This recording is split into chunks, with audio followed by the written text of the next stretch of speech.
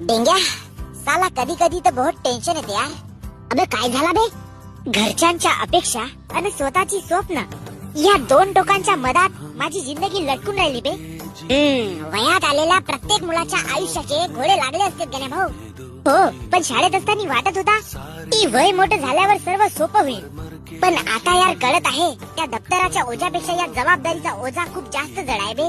हो यार, माझ्यासोबत पण असाच काहीतरी होत आहे. साला बापाचा थकलेला तो चेहरा पाहिलो की असं वाटतंय का बस आता बहुत झाला यार, आता आपल्याला सावरायला पाहिजे. पण साला हे प्रॉब्लेम असे सोबत राहायचे जशी काही बायको लागली. जशी वय वाढत आहे तशी जिम्मेदारी पण वाढत आहे गण्या भाऊ. बहिणीचं लग्न, घरची आर्थिक परिस्थिती आणि मायबापाची आता उतरती वय पाहून टेन्शन नाही तर काय येईल बे. साला करिअर सेट करायला गेला तर करिअर सेट होत नाही, काही चांगलं करायला गेला का नेहमी माझ्यासोबत उलटच होते. साला कधी कधी वाटतं हे